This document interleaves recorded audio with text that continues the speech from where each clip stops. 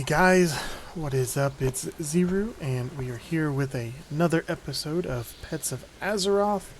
And before we get into this video, I am having to re-record episodes 2, 3, and 4 because when I recorded those, I was running around on a mount to the different locations and stuff, and while talking, you could not hear me over the mount flying.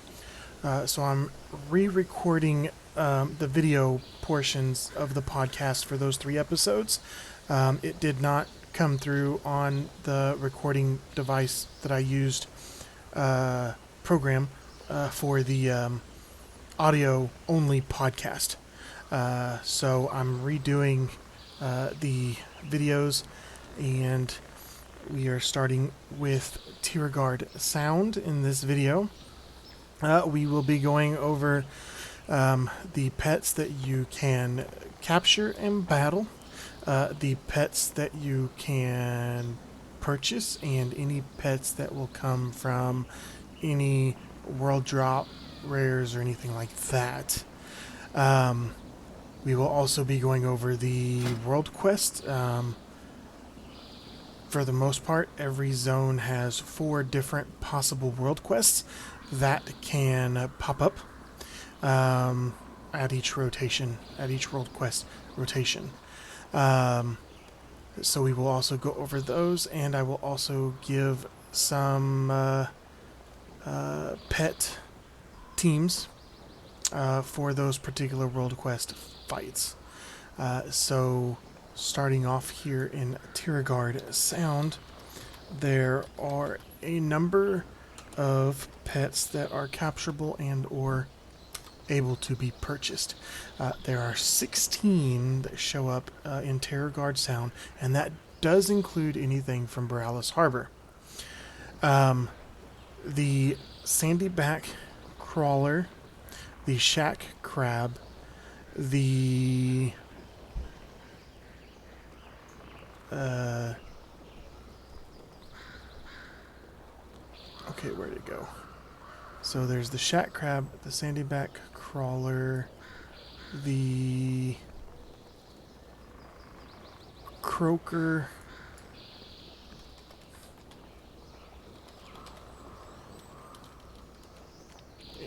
there's a coastal croaker, and another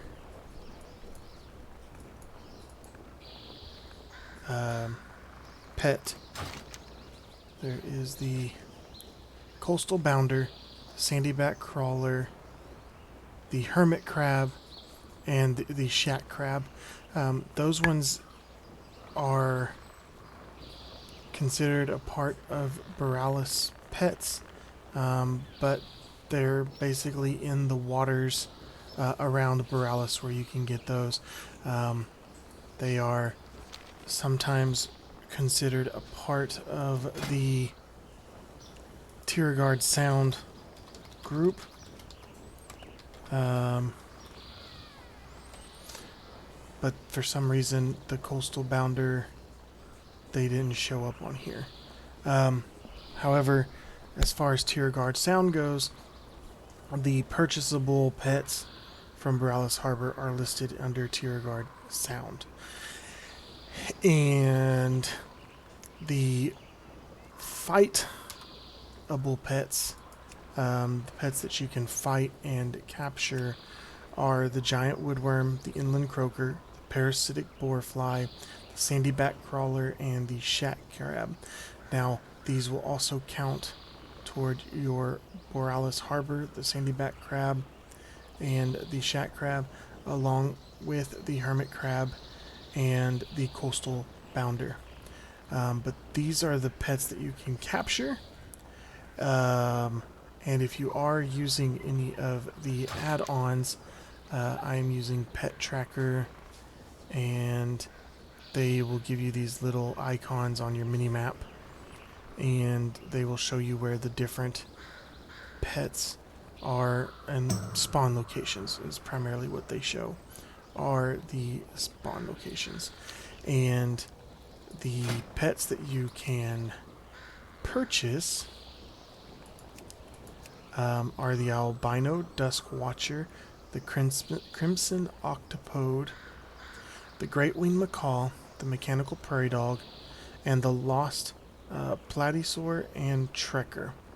Trekker is tied to PvP content, and you can purchase him once you get your honor level up a certain amount. The platysaur requires 100,000 gold to purchase. The prairie dog and the great winged macaw, both of those are available at the pet vendor, where you can buy the different stones and leveling stones and such. Each one of those are tied behind completing a specific quest. Once you complete those two quests, you can go purchase them.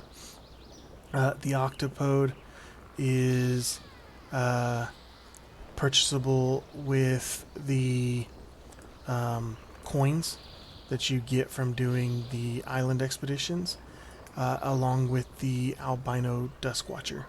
That one is also available with the coins that you get from the island expedition. And then lastly, there is one other pet here, and that is going to be Francois, and he is in the Normington estate. And when you find him there, the only way to get him is to have 1 million gold on your character. And then he will give you his egg, and then you can get him. Sir Snips is 500 gold, but he is also behind honor. And I apologize. Trekker is you have to get the badges. The badges, the 7th Legial Service medals. You have to get those to purchase Trekker. Sir Snips is the one that is tied behind the PvP. Some of them will pop up if there's any particulars. Here, if you look at the top, it says PvP honor level 400 require before you can purchase him, but he's 500 gold. But those are the different pets that you can get either by battling or by purchasing. And then, of course, Francois, you just have to have that 1 million gold on your character and approach him in Norrington Estate, and then you'll be able to get his egg. But those are those different pets. And next on the list is going to be the World Quest fights. There are 4 here. They are called, the World Quest titles are That's a Big Carcass, Strange Looking Dogs, Not So Bad Down Here, and Unbreakable. Now, each of the BFA zones, one of the world quests is a single boss type of a fight. There's just one pet, and it's 3 versus 1. They have a higher HP rating, and I think they even have a little bit of a boost to their damage. But each zone has one of those. For Tiragarde Sound, Unbreakable is the single fight.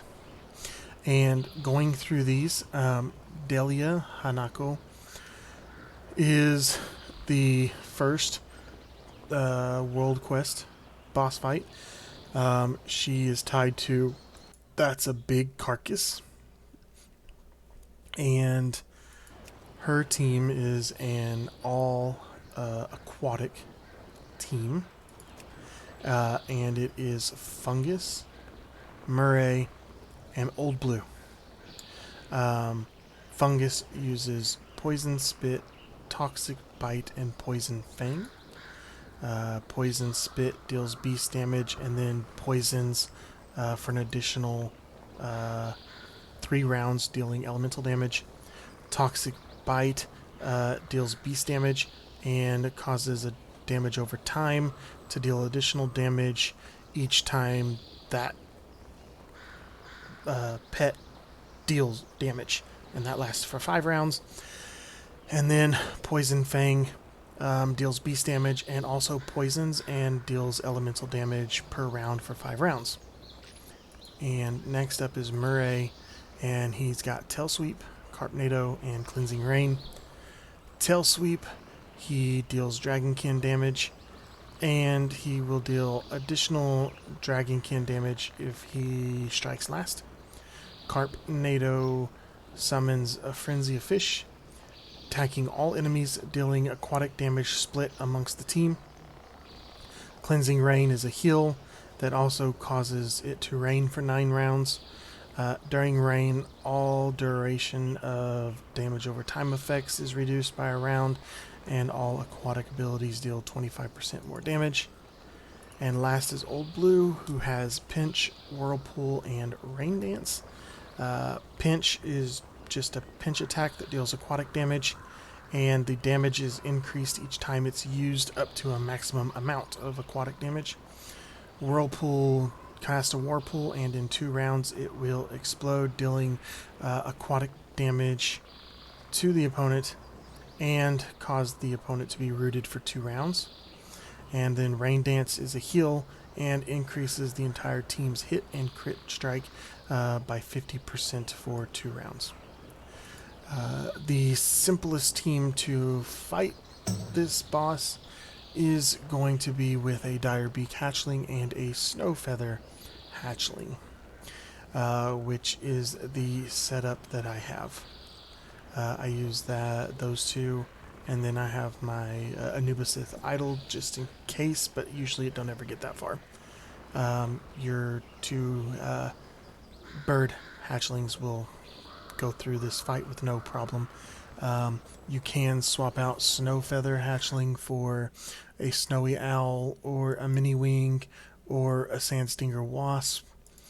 And then if you want to get different or additional team compositions, I do leave my resources in the episode descriptions, so you can pull those up and look up the strategies if you want to try something else. If you don't have the pets that I go over, or the different options that I give out for some of these fights, you can go in there and see if there are other options of different pets that you may have. Next up in our world quest is going to be Burley. And Delia is located at 59.6 by 33.2. So if you use any of the location finders, you can also use the mini map if she's available. It will have the world quest symbol for her, but you can use that to track her also. Burley, he is at 67.6 by 12.8.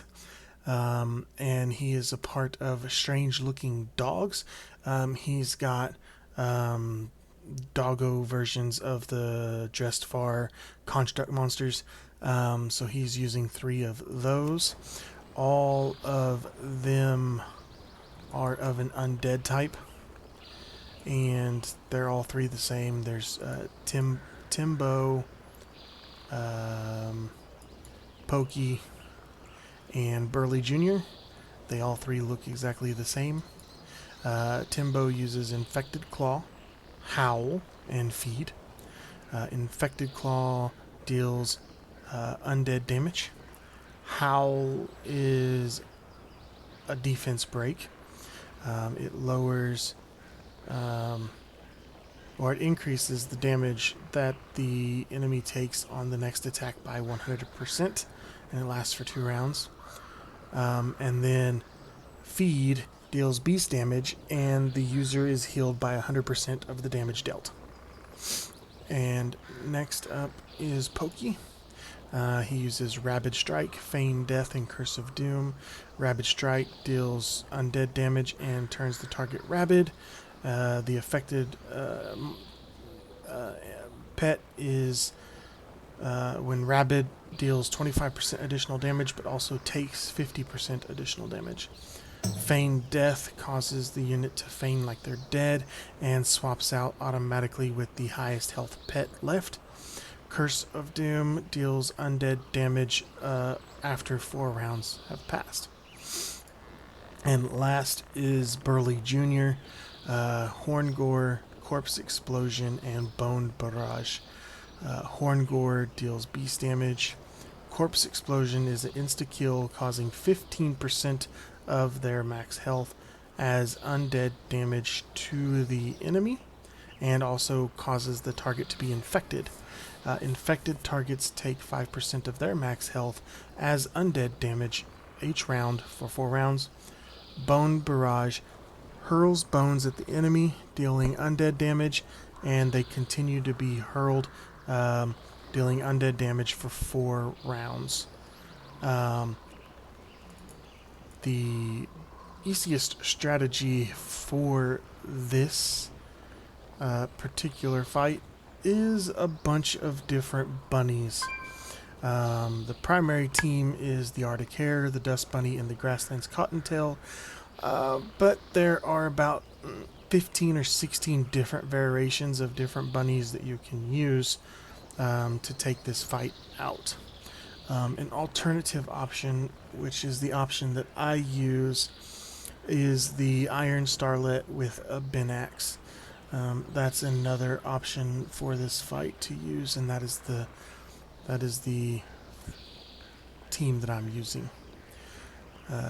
Next up on the World Quest train is going to be Not So Bad Down Here.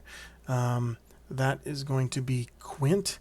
He is underwater south of the Borealis Gate, where the Alliance starting hub is. He is south of there.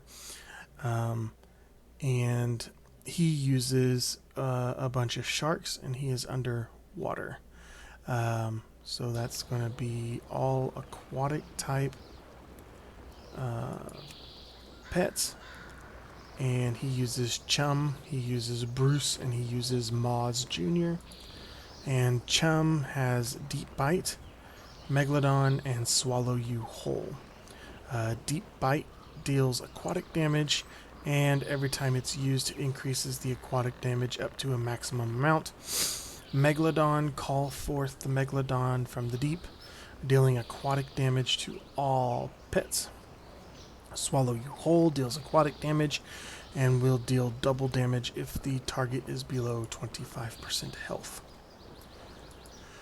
Bruce uses Bash, Deep Bite, and Carpnado, and Deep Bite works the same as the first pet, which will deal damage and then continually deal increasing damage each time it's used. Bash will do a stun for 1 round. Carpnado summons a bunch of fish that deals damage to the enemy team, dealt equally amongst them. And last is Moz Jr., who has huge sharp teeth, blood in the water, and ravage. Huge sharp teeth deals beast damage and causes a bleed for more beast damage for 4 rounds. Blood in the water deals aquatic damage and will always hit no matter what if the target is bleeding. And then Ravage deals beast damage, and if you are killed with Ravage, then Moz will regain some health, and Ravage lasts 2 rounds. The most common fight for this is going to be the Iron Starlet, Icky, and Little Bling. And that is the setup that I'm using. That is the most common. An alternate option could be the Iron Starlet with a Dire Beak Hatchling, or you could use the Tranquil Mechanical Yeti, a Silky Moth, and the Draenei Micro Defender is another option. But those are some of the options that you can use to beat Quint. And then last up on this list is Unbreakable, which is Chitara. Now this is the single fight, kind of like a boss fight for this zone, and that is Chitara. And this fight has been updated since I've had my team fighting him. One of the more common teams before was the Clockwork Gnome, Little Bling, and Icky, but apparently now it has shown that Tinytron can solo this fight. We'll go over that in a second. But as far as Chitara, the catch to his fight is that he starts the fight with an unbreakable carapace that gets weaker as he deals damage or as he takes damage. And then once that gets broken, then you can actually start dealing damage to him. So his abilities are Thrash, Headbutt, and Barbed Stinger. Thrash deals beast damage 1 to 2 times and will do an additional damage or additional attack if he goes first. Headbutt deals beast damage and has a 25% chance to stun. And Barbed Stinger deals beast damage and has a 20% chance to poison for additional elemental damage for 1 round. So the updated fight to this is Tinytron, and basically you put his 2 shields up, his fire shield and lightning shield, and basically just let Chitara go crazy on you, and he will hurt himself and take damage from your shields as the fight goes on, and then it's just a simple cleanup after that. So he's usually able to solo it. But if you don't have a Tinytron, or you have the team that I went over first, which is Clockwork Gnome, Little Bling, and Icky, then that fight still works. No problems there. But those are some of the options to go into these world boss battles. And you can always check out my resources in the descriptions and go see if there's other team comps that if you don't have access to those particular pets yet. But that is all of the World Quest battles. Chitara is located at 88.6 by 80.2. He's down by the Freehold flight point, where you are running around with Flint, doing some of the questing down there. He's down there, so he's pretty easy to get to, especially if you're an Alliance player. But those are all of the World Quest fights, and all of the different pets that you can capture and or purchase.